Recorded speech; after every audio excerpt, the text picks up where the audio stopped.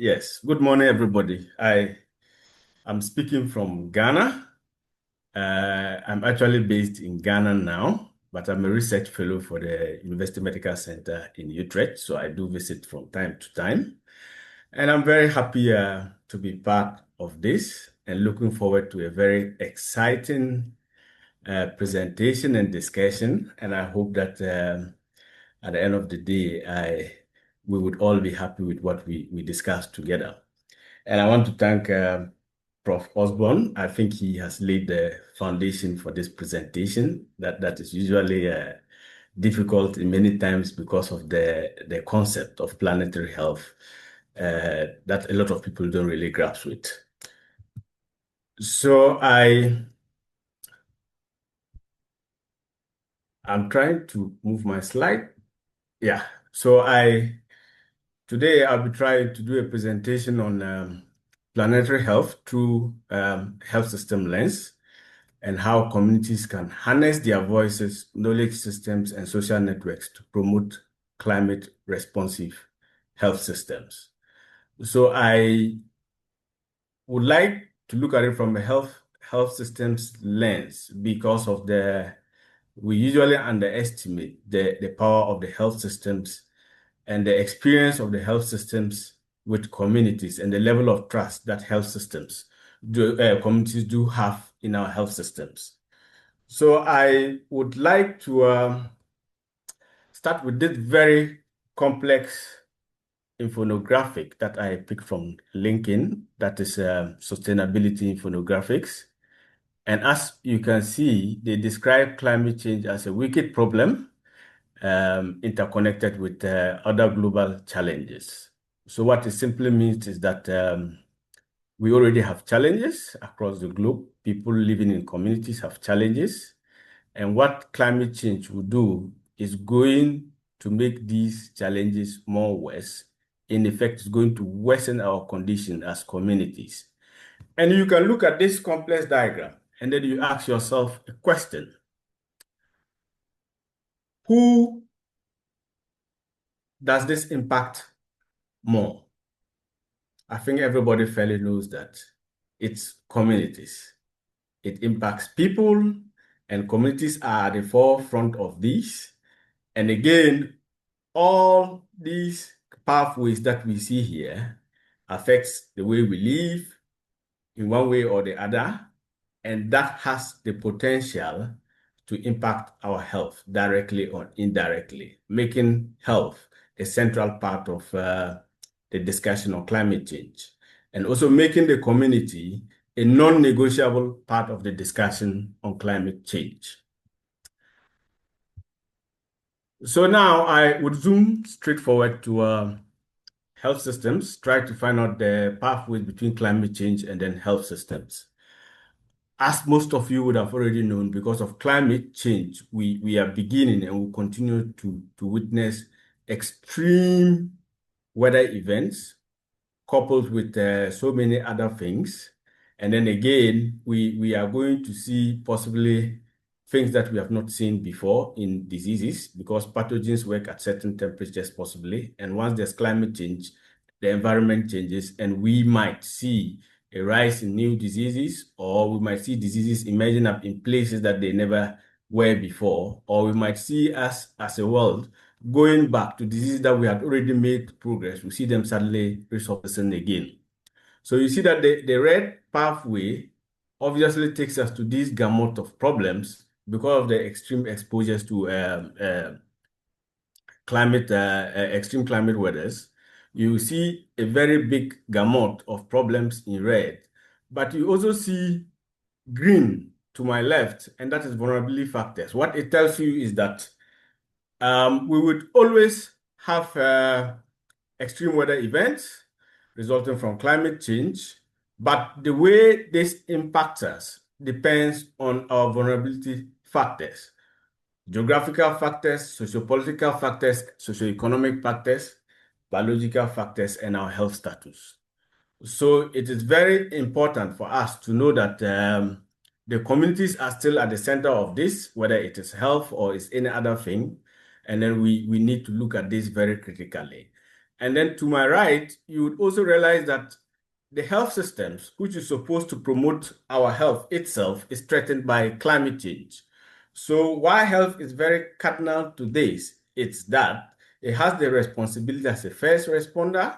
It has to help us navigate our health, and then itself gets impacted by climate change, making health and community, like I said earlier on, a very important player in the discussion on climate change.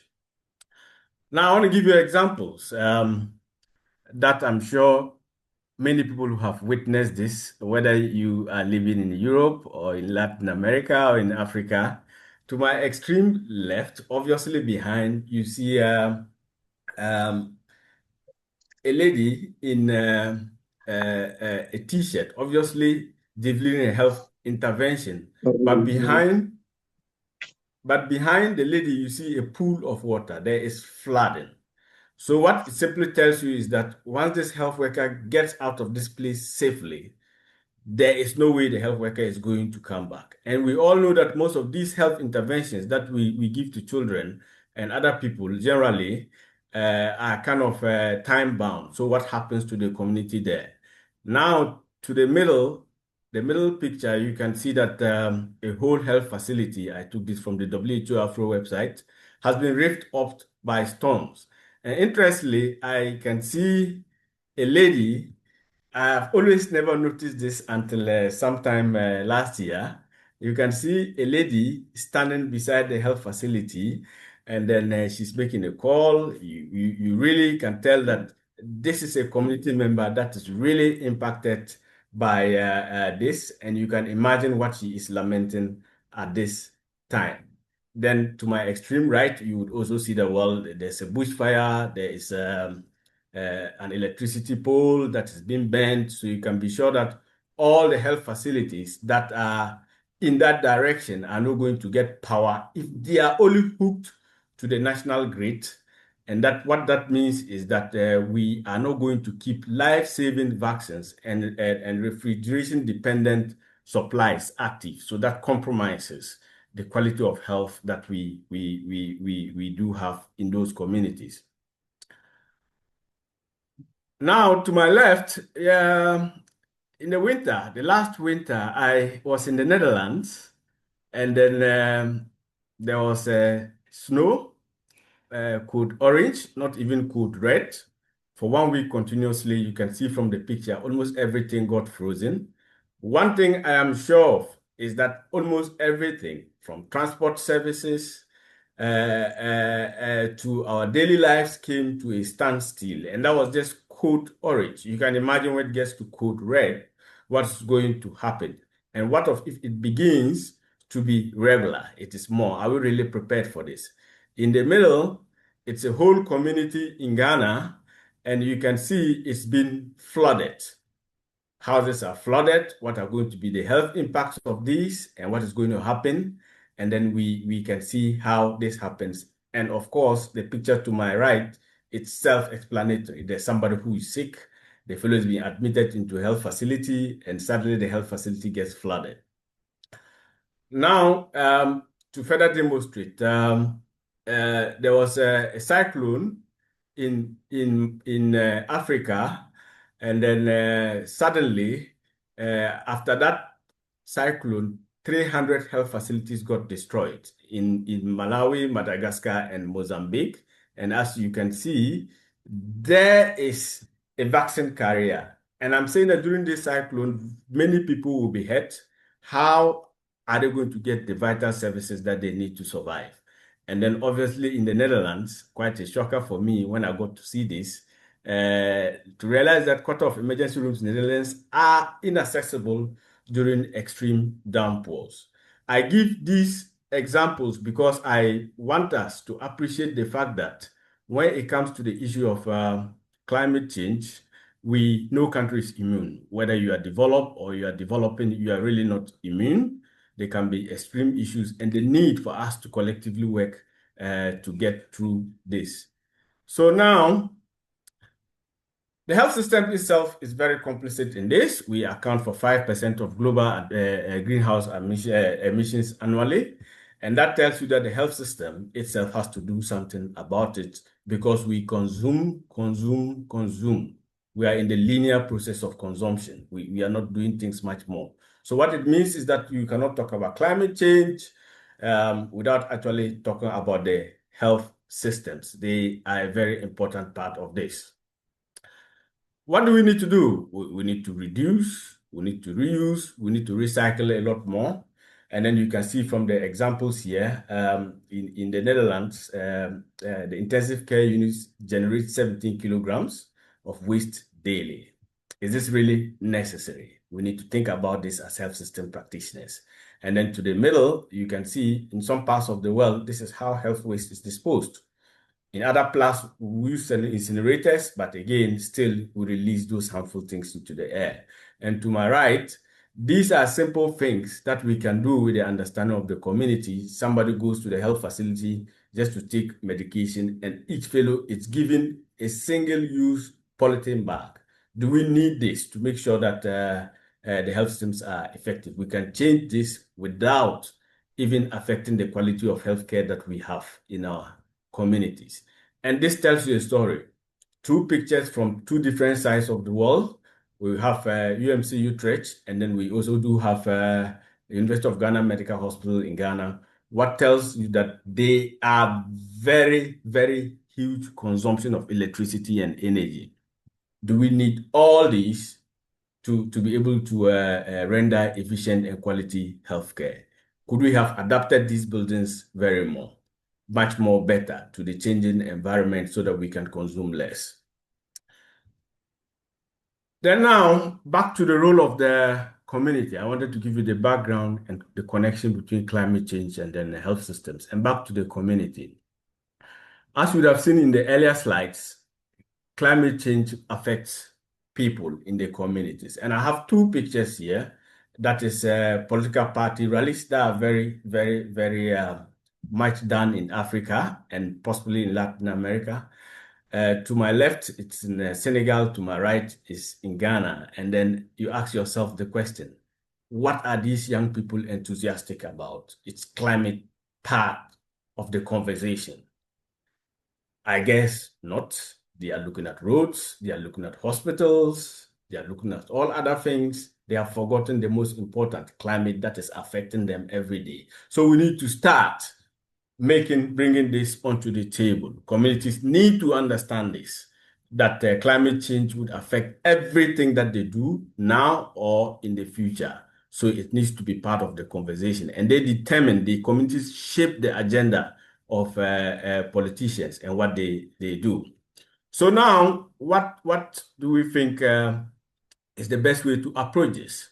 I think that obviously government runs by policy. There's something I call thick mainstreaming. And then for this policy starts with agenda setting. And I think that it's very important for participation at all levels, especially at the community level, for them to involve community members. The system should put in place processes for community members to involve in the agenda setting, the policy formulation, to its adoption, and most importantly, community should be at the forefront of implementation of this policy and the evaluation. So to my right, it's a framework that we co-created with health workers. We're still working to refine it fairly, that you can see later in the presentation, that will help health systems becomes a leader in issues of planetary health or responding to climate change in communities. Now, there are three distinct pictures here. To my left, you see birds. It's the beachfront. What do birds live on the beachfront? Footmarks. What do turtles do? Footmarks, very harmful. But what do humans do? Obviously, humans, you can see it from the picture, what they do. So it begins with us as community members, our risk perception. How do we perceive the climate? Is it someone else's problem or is our problem? We need to begin to work with communities to really appreciate the risk that comes with climate change. Now, in the middle of this is a beautiful health facility 800 kilometers away from the capital in Ghana.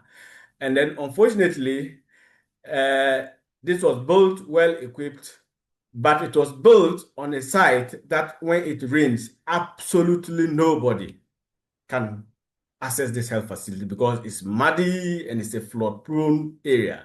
And I asked myself this question: how was the community involved in this? They possibly went there and said that, okay, just give us land, we have a facility for us, and possibly told them that, well, you needed to do this so quick. So they fancy that the community also gave them land. But which land will they give them? They will give them, obviously, the land that they don't use or they don't benefit from very much. So this is a classical example of how if we fail to involve community in everything we do or in climate change activities, this is what we get. We waste our investments and later we need to come back to reinvest. Then now you can see me a couple of years back, I went somewhere to do something in a clinic, and then before I got back there, there was a flash rain. The whole place started getting flooded. My vehicle couldn't cross, and then something crossed my mind. There is a waterlogged area in the community. Unfortunately, again, when the authorities came to build a health facility, they were sent there, and that is where they have built their health facilities. So when it rains, you probably will not get emergency services. People are not going to access the place, and health workers are not going to be able to come. So again, the question still begs, what is the level of community participation in doing all this? So you can really not do anything without the community. It will not succeed. You cannot plan without the community, you cannot implement without the community, and you cannot monitor without the community when it comes to climate change and health systems. So that is something that we need to look at moving forward. Then I want to give an example of something we did around social accountability. And social accountability, that was a couple of years ago. Social accountability, it's actively involving communities to really plan and then hold duty bearers accountable. So we used those concepts, and it was in healthcare as usual. And to my left, for over 30 years, this shed has been the center for health services in the community. So they had been using this and they had been satisfied with it, or they just thought that, well, government had even given them a favor. So what we did was that we really came to engage the community, and it was a process by at least bringing the health service authorities to really tell them their real entitlements as citizens of Ghana. After which they used something, one of the tools, the community scorecard, to really dispassionately assess whether they are enjoying the services that government is supposed to give them when it comes to healthcare. Well, they noticed that they were not enjoying the right services. Of course, the first step, it's they mobilized with a few educated people. They tried to put up a letter and they sent this out, and then they then followed on their side. They were empowered, they knew their entitlements, they knew what they could get, they began to follow. And having used this for 30 years, they started this process in 2014, and then by 2016, the government had built a new health facility on the right. So it tells you the power of community, what communities, if they are together, what they can do for themselves, and politicians and decision makers really need them. They only exploit them because communities are not empowered. They just get informed, they are not involved in processes. And then so when we get communities very active, this gives you an example of what they can do for themselves. And then this is an example in community participation, but I think that the results will not be different when it comes to issues of climate change, when it comes to issues of planetary health. I think that or when it comes to any other issue regarding social services, this will be the same. Now, I want to conclude by saying that, well, empowered communities, we cannot achieve sustainable climate action without empowered communities who know what they want or who understand or have a high risk perception of climate change. Now, this I picked from the WHO, and then it's about the different levels of participation, which I believe Prof. Osborne has already spoken a lot about. And of course, it starts from inform, where they just go to inform the community, well, we have this, that, and you mobilize them. You do whatever you want to do after you have achieved your interest as a researcher or as a development organization. You are out and you leave them and they figure themselves out. This is a whole process. But I would, for the sake of time, I think that we need to begin to see how we can systematically, like Prof. Osborne said, empower communities. And when I say empower communities, what do we mean? We need to be able to work with communities to such a level that they can mobilize themselves, use their community assets, both cultural and social networks, and then to be able to determine what they want and lead change, and also hold people that are supposed to deliver the most important service to them accountable. So I think that in summary, I would say that we cannot do climate change without the community and other developmental agendas that we have. So the community remains central, and without the community, we can make all the agreements globally. It's not going to fly. Communities where people live and work, and they know their communities well. And they are the only people that can help us when it comes to this. Thank you very much.